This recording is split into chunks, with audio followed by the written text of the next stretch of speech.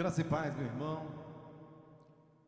No livro do profeta Jeremias, do capítulo 38, do verso 13, encontramos: E puxaram a Jeremias com as cordas e o tiraram do calabouço, e ficou Jeremias no átrio da guarda.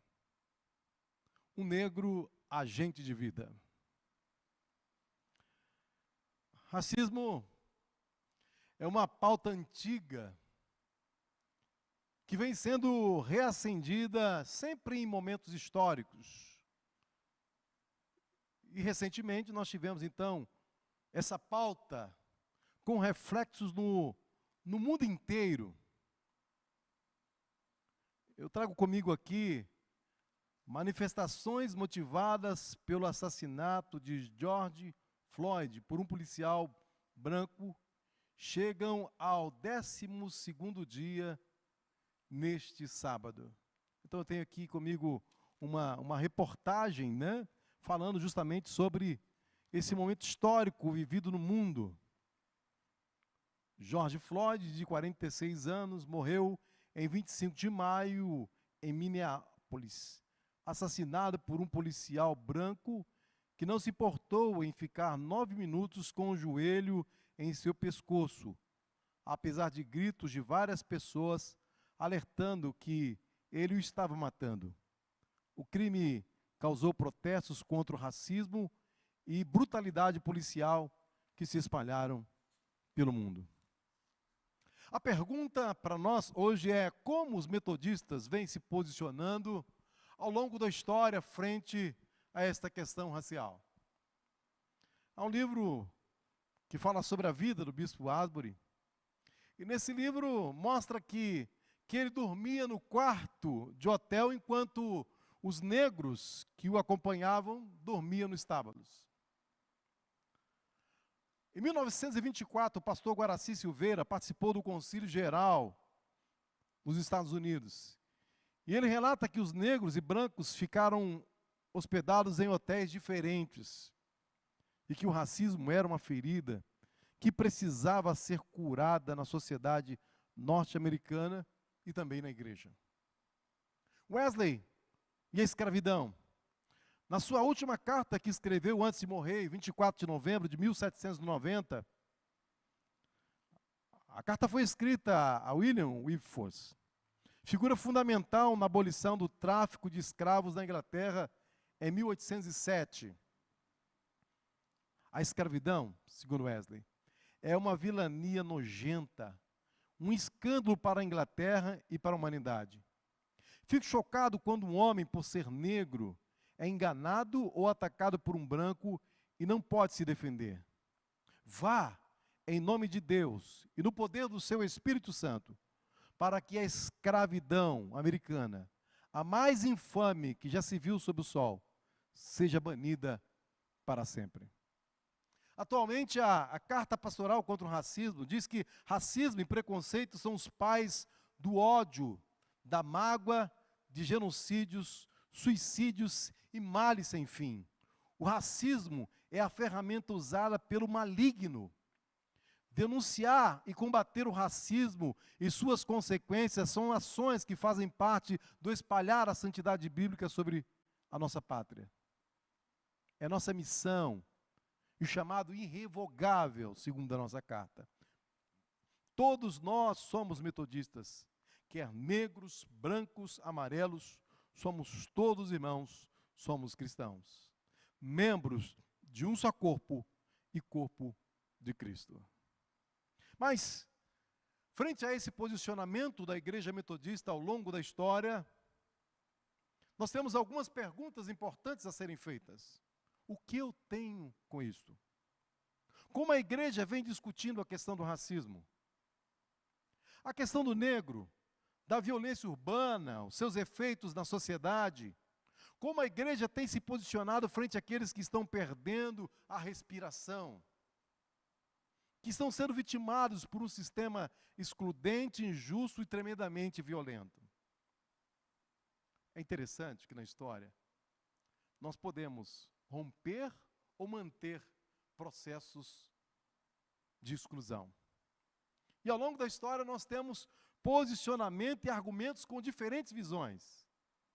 Alguém disse, utilizando-se de Gênesis no capítulo 4, verso 15, que a cor negra é o sinal que o Senhor colocara em Caim por haver este matado Abel, seu irmão. Na verdade, a Bíblia, ela foi vista durante muito tempo como um livro exclusivamente branco e interpretado através de um filtro colonialista. No Brasil colônia, por exemplo, a regra para os escravos era a obediência que vinha do porão e da senzala. E uma ideia muito forte na época era de que o tráfico negreiro tirava os cristãos do paganismo e trazia salvação. Tem um livro chamado Economia Cristã dos Escravos, é um jesuíta, George Bense. Ele diz que o objetivo desse livro era uma espécie de manual para instruir os senhores em relação ao tratamento que deveria ser dado aos escravos. E aí, desenvolveu-se a lei dos 3 P's.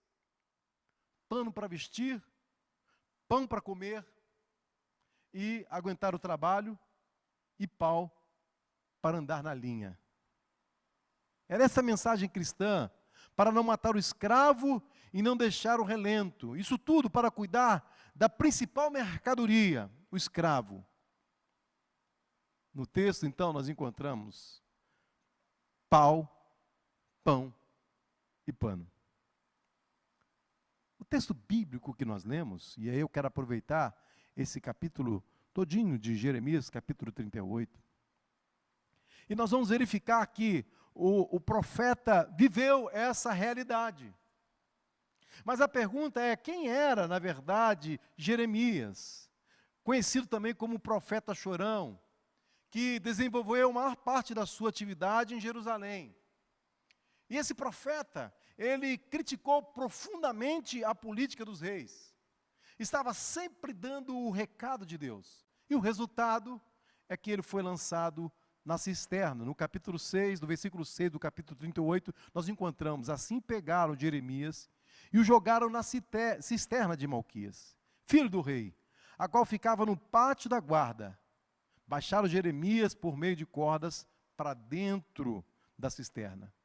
Não havia água na cisterna, mas somente lama. E Jeremias afundou na lama. A cisterna, essa cacimba, poço estreito. Lançaram o profeta lá dentro da cisterna, e o texto diz que não havia água, somente lama, e ele afundou, atolou na lama. Eu imagino a angústia desse profeta, a ausência do ar. E eu quero aproveitar justamente essa situação do profeta e falar sobre os 3 P's que nós encontramos no texto. O primeiro P foi o pau. No verso 9 diz assim: ó rei meu senhor, esses homens cometeram mal em tudo que fizeram ao profeta Jeremias. Interessante, a expressão é assim, cometeram mal. Parece que é tranquilo, mas o verbo é raiar. A raiz primitiva, a ideia é quebrar em pedaços, afligir, causar dano físico, mal físico, ferir. O profeta foi jogado na cisterna, e segundo o trabalho dos pesquisadores Marcelo Paixão e Luiz Carvano, desenvolvido entre 1999 e 2005, as principais causas de mortalidade de homens negros são externas, como, por exemplo, os homicídios. A expressão para o profeta assim, não é simples, simplesmente fizeram mal. Não é simplesmente colocar o joelho. Na verdade, nós começamos a refletir que a situação vivida lá nos Estados Unidos, ela representa também a dor de milhões de seres humanos. Porque o racismo, ele mata. A gente começa a pensar em alguns dados, por exemplo, os negros representam 54% da população brasileira. O Brasil é um país campeão de assassinatos do mundo em números absolutos. Mais de 58 mil pessoas morrem assassinadas por ano no nosso país. A maioria são jovens de 15 a 29 anos. 77% dos jovens assassinados no Brasil são negros. Atualmente, o Brasil possui mais de 13 milhões de pessoas na situação de analfabetismo. Maior parte entre os negros. A explosão de casos de negros que são hospitalizados ou morrem por Covid-19 tem escancarado as desigualdades raciais no Brasil. Morrem mais negros. 72% da população brasileira, a cor da pele define as chances de contratação por parte das empresas. 81% a raça define o nível de abordagem policial. 81% dos pobres negros sofrem mais do que os pobres brancos. Jeremias viveu o primeiro P, pau. O segundo P que nós encontramos no texto é pão. No verso 9 diz assim: eles o jogaram numa cisterna para que morra de fome, pois já não há mais pão na cidade. Por que? A pergunta seria, por que não havia pão na cidade? Israel viveu uma sucessão de reinados trágicos. Durante o reinado de Joaquim, a preocupação era construir um novo palácio, no momento em que a crise econômica se agravava, pois Judá estava obrigado a pagar tributos ao Egito. Jeremias, o que ele faz? Ele denuncia o governo de Joaquim como ganancioso, assassino, violento. No verso 22, 17, Jeremias diz assim: mas os teus olhos e o teu coração não atentam senão para a tua ganância, e para derramar o sangue inocente, e para levar ao efeito a violência e a extorsão. Lembra? Zedequias foi o 20º e último rei de Judá. E a Bíblia diz, em 2 Reis, capítulo 24, versos 17 e 19, que ele fazia o que era mal aos olhos de Deus. Jeremias agora vive a realidade. Não tem pão. Segundo o IBGE, 10,3 milhões de pessoas enfrentam insegurança alimentar grave, ou seja, não têm acesso suficiente a alimentos e passam fome, incluindo crianças. A pesquisa também mostra que o tamanho da fome depende da cor da pele aqui no Brasil.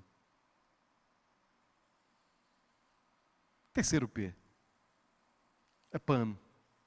No verso 12 diz assim: Ebed-Meleque, o etíope, disse a Jeremias: ponha esses trapos e roupas velhas debaixo dos braços para servirem de almofada para as cordas. E Jeremias assim o fez. No Brasil colônia, pano servia para cobrir o corpo. No texto, o pano é utilizado para servir de almofada, para evitar a produção de feridas. É interessante, irmãos e irmãs, que estão nos ouvindo nesta noite. Trevor Logan, um negro professor da Universidade do Estado de Ohio, ele disse assim: homens negros de diferentes profissões e classes sociais têm manifestado preocupações nesse sentido. Há um contexto maior do que o vírus. Neste caso, se trata do fato de que homens negros de capuz, touca ou máscara se encaixam na descrição de um sujeito que a maioria das pessoas tem, lamentou Trevor. Ele está dizendo que usar máscara, pano, pode ser um grande problema para o homem negro. Mas você vai me perguntar, pastor, o que te chamou a atenção então nesse texto, apesar da sua reflexão? Um negro, um cuxita, cujo nome é dado como Ebed-Meleque, literalmente servo, isto é, ministro do rei. Ele vê a situação que o profeta estava vivendo, ele vai ao rei, intercede por Jeremias e consegue permissão para salvar a vida do profeta. Alguém de alta posição na corte, tendo acesso direto ao rei, que o devia ter em alta consideração e por isso atendeu o seu pedido. Esse cuxita, esse negro, ele empoderado pela graça de Deus e pela presença de Deus, ele toma atitudes. Aliás, um parêntese, o termo etíope, que é em grego, ou seja, cuxita em hebraico, está ligado ao conceito, então, de etnia, de raça negra na Bíblia, né? Extraído aí das discussões do reverendo Arão sobre a negros na Bíblia. Então nós estamos falando aqui de um cuxita, de um negro, de um etíope, que empoderado por essa graça maravilhosa de Deus, vai ao encontro daquele que porventura estava prestes a sucumbir. A pergunta é: qual a lição que vamos tirar a partir dessas reflexões? E a primeira lição que eu quero compartilhar com os irmãos e com as irmãs que estão nos ouvindo, que as relações e o instrumento na história podem ser utilizadas de maneira diferente. No caso foi o pano. Os instrumentos que nós temos podem ser utilizados para o bem ou para o mal. O que se observa são as novas formas de dominação. E, infelizmente, a gente percebe que essas novas formas estão cada vez mais agressivas, violentas. E aí, quando eu leio um texto onde esse etíope sai em busca de livrar Jeremias daquela situação, eu tenho a convicção que Deus também está nos chamando para nos usar, para, com criatividade, através da nossa oração, através daquilo que Deus nos deu, Deus está chamando os seus homens, seus filhos, para poderem exercer o seu ministério profético. E aí, irmãos, a pergunta também nessa noite é como a Bíblia enfrenta a questão do racismo. Tiago, capítulo 2, verso 1 e 9, diz assim: meus irmãos, não tenhais a fé em nosso Senhor Jesus Cristo, Senhor da glória, em acepção de pessoas. Se todavia fazeis acepção de pessoas, cometei pecados. Em Atos capítulo 10, verso 34 e 35, Deus não faz acepção de pessoas, mas que lhe é agradável aquele que em qualquer nação o teme e obra o que é justo. Em 1 João capítulo 5, verso 17b diz: toda injustiça é pecado. Deus continua nos chamando como agentes de vida, onde quer que estejamos, para esperançar. Esperançar é sonhar, é definir o que se quer, é como ir alcançar. Então esperançar passa a ser uma força que nos torna o quê? Resilientes. E resiliência é a capacidade de um indivíduo lidar com problemas, adaptar-se a mudanças e superar. Ebed-Meleque, um negro, um agente de vida, não foi indiferente àquilo que ele ouviu, e ele agiu. E eu creio que nesta hora, Deus está chamando os seus filhos e filhas para ouvir essa palavra e para agir em prol da vida e esperançar. Martin Luther King disse: o que me preocupa não é o grito dos corruptos, dos violentos, dos desonestos, dos sem caráter, dos sem ética. O que me preocupa é o silêncio dos bons. É interessante quando vejo esse texto. Não é uma ação individualista. O texto diz que outros ajudaram Ebed-Meleque a puxar a corda. Leve com você 3 homens sobre as suas ordens e retire o profeta da cisterna antes que ele morra. É uma ação em conjunta. Não basta não ser racista, é preciso se posicionar contra ele. O etíope lançou a corda, e é interessante, meu irmão e minha irmã que está me ouvindo nesta hora. Nós somos chamados, quanto igreja, a estarmos juntos nesse propósito. Nelson Mandela, metodista, ele disse: ninguém nasce odiando outra pessoa pela cor da pele, ou por sua origem ou sua religião. Para odiar, as pessoas precisam aprender. E se elas podem aprender a odiar, podem ser ensinadas a amar, pois o amor chega mais naturalmente ao coração humano do que o seu oposto. Deus não nos chamou para ficarmos no fundo do poço. Deus não nos chamou para olhar aqueles que estão no fundo do poço. No fundo do poço, a solidão. O profeta estava sozinho. A injustiça, há feridas, há machucaduras internas no fundo do poço.